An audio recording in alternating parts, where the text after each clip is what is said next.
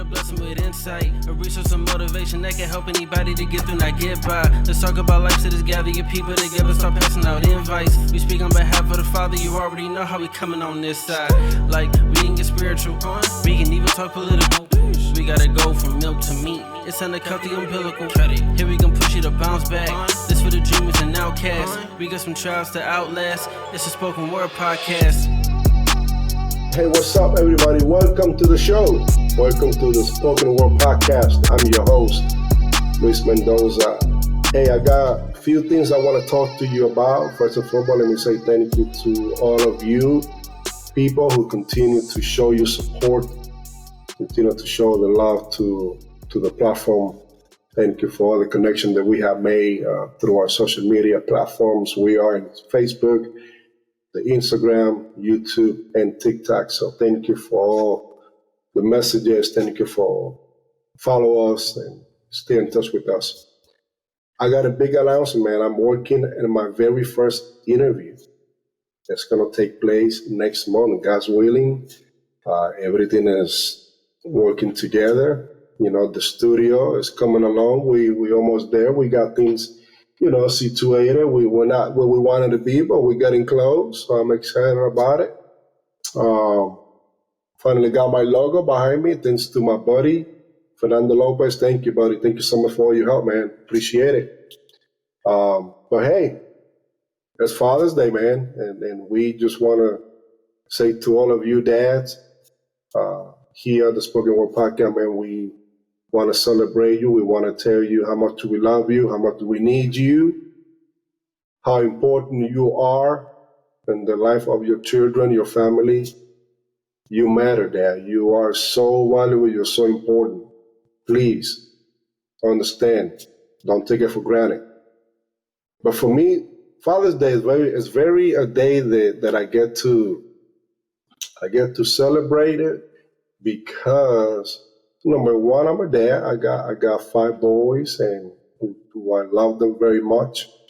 I got 2 big boys, and I got 3 younger kids who they are all 5 of them.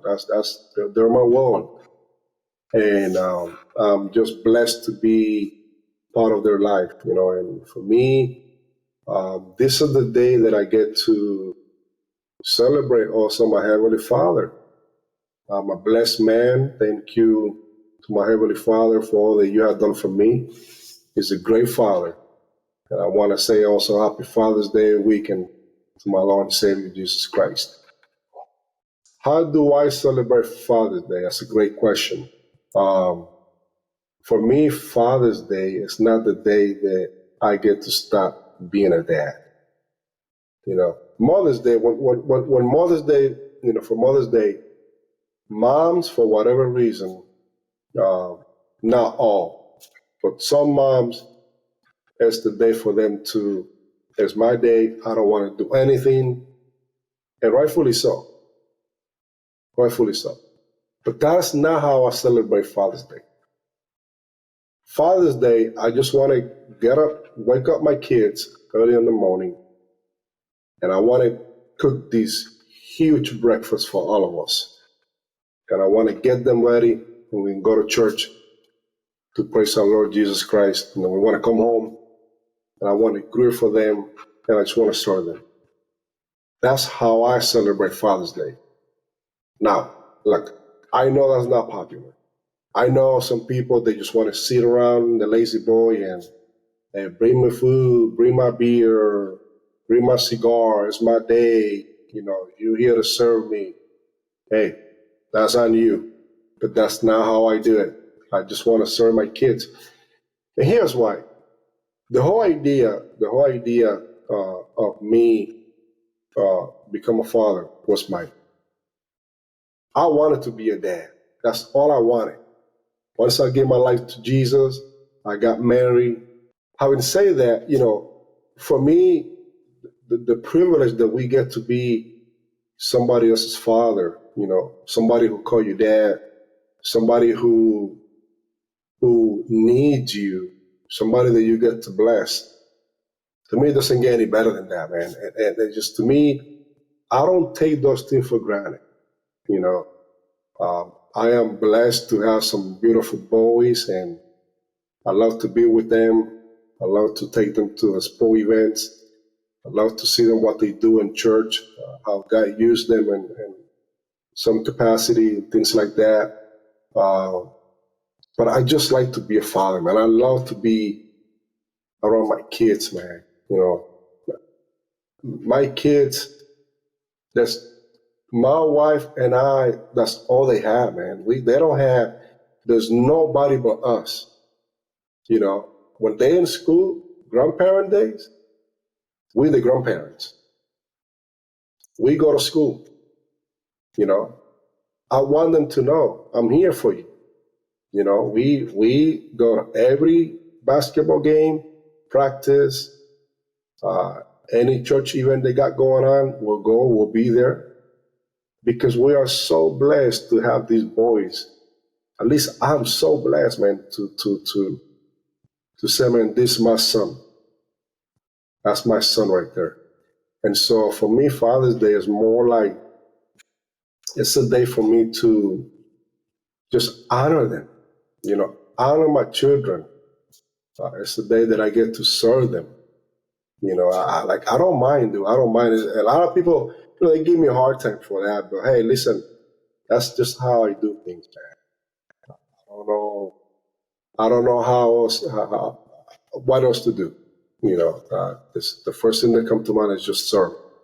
And so I just want to do whatever I have to do to please my children. You know, my father was different. My father didn't have the opportunities that I have now. So, but my father, you know, through all his ups and downs, he was a great father for me. He was just perfect. Um, and so I have a lot of appreciation for my late father. My father passed away in 2020 from cancer, but he did a lot of great things for me. Um, you know, based on the circumstances that I grew up in. Now that I'm older, I can understand why he did this. But my dad used to take me and introduce me to every single drug dealer in our neighborhood. And he used to tell them, "This is my son." And at first, I was just like, "This is weird. You know, why are we talking to all these people? You know, this is not good. Let's just go home, right?" But as I got older, now I understood why. And the reason why he did that is because, you know, he was doing his thing. So a lot of the time he was not around. But he had all these people looking out for him. So now that I'm older, I understand, like, my goodness, that was so genius. Because the environment, you know, drugs and crime was like at the highest level back in the 90s, early 90s, mid 90s. I mean, things were bad. So he has to have all these people, you know, looking out for me. So I don't know. I guess he had a lot of influence. You know, my father was a great dad, man. He was a great guy, great person, beautiful soul, very positive person. He was such a positive, very optimistic, um, just to the point that sometimes it didn't make sense how someone can have such a drug problems and still be able to just pour out some wisdom and just show love to his son. You know, my father was all about presentation. You know, even with these drug problems, man, when it was time to put some nice clothes, man, there was nobody. There was nobody in my neighborhood that dressed better than my dad. I'm telling you. I'm telling you. My father, when it was time to look good, man, I can pair him with anybody in our neighborhood. There was nobody better dressed than my father. So I guess I get it from him. So, you know, but he was all about presentation. He said to me one day there, he said, "You will know people by the shoes that they wear. You know, you can have some old jeans, but if you have some new shoes, those shoes will make those jeans look brand new." Things like that, man. He was such a great guy. He just had a problem. Huge Yankee fan, huge. and Lakers fan. The only person that I knew that can be a fan of New York team and LA team. I had never seen that before, but my dad was that guy. And I used to hate the Yankees. A lot of people thought that I was a Yankees fan from like child. No, I used to hate the Yankees. My favorite baseball player was Barry Bonds, Ken Griffin Jr., uh, then Alex Rodriguez, 95, 96, Derek Jeter. Um, but my father was a huge Yankee fan. Um, I remember when Alex Rodriguez got traded to the Yankees. um, we were watching the news on ESPN, and he left. You know, with the press conference, he went to the room, he grabbed a piece of paper, and he was writing something down, and he handed the paper to me. I'm like, what is this? That man, he made a contract. He made a contract saying to me, for me to sign, saying that from now on, I am going to become a Yankees fan for the rest of my life. And I did. That was the one, that was the day that I became a Yankees fan because my favorite player now is a Yankee, so I got to root for him. But he made me sign that paper uh, that I was going to be a Yankee for the rest of my life. And as you can see, got the Yankees hat just because of him. And I kept my word. Such a huge Yankee fan and such a great guy, man. And in general, you know, I always say my dad, if my dad would have never had the drug problem, he was just so, he was so good, man. He was so perfect. He just had a problem. One of the greatest advice he ever gave me, he said to me, look, if you don't want to look like me, don't touch it. Talking about drugs. And yeah, I took his advice because I didn't want to look like him. There were some times that my dad looked like he was a dead man walking. Yeah. But my dad he knew the time when he has to get clean. My dad used to manage the system. He he knew he would go away like mid-October into maybe mid-November, early December, just to look good during Christmas, because that was his favorite holiday. And I'm telling you, when it come down to like dressing clothes, like dressing up, there was nobody better than him. Nobody. And he gave me some great advice on how to dress, how to present myself. Well spoken. My father, I mean, he was very, very highly educated. He articulated the words like nobody. Well spoken, very respectful. It's just a perfect man, but he just have a drug problem. But I have so much appreciation for my father, and so he also, you know, he's worth it to be celebrated.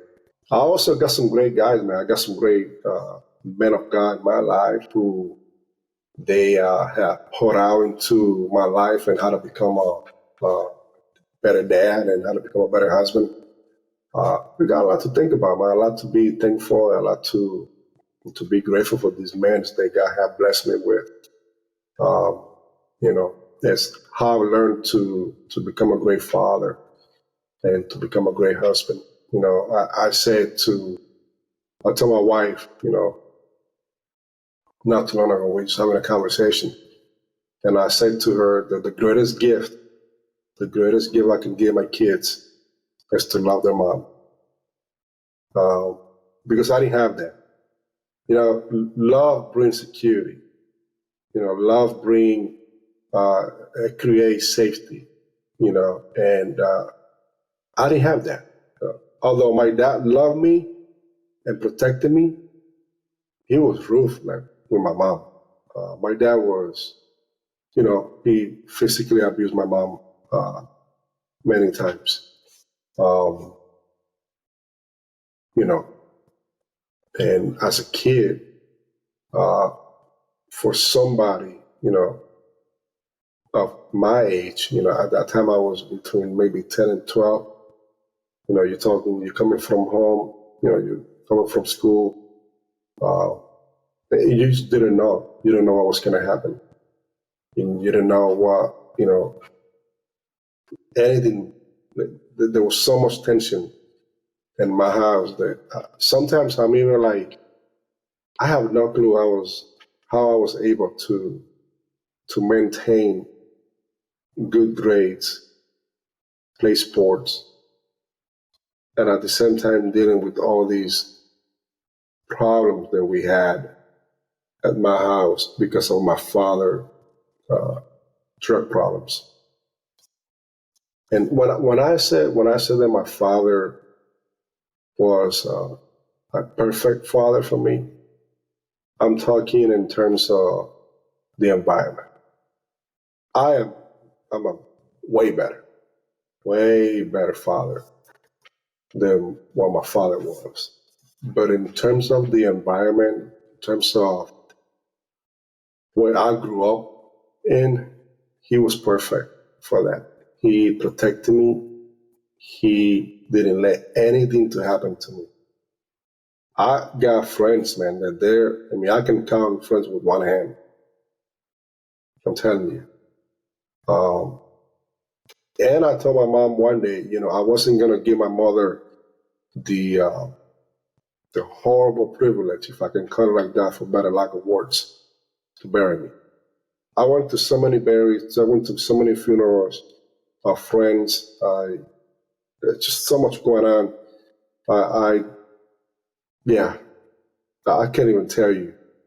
And I just didn't want my parents to go through that. I took it upon myself that I wasn't going to have my mom or my dad uh, bury me, and I just not. They were not going to do that.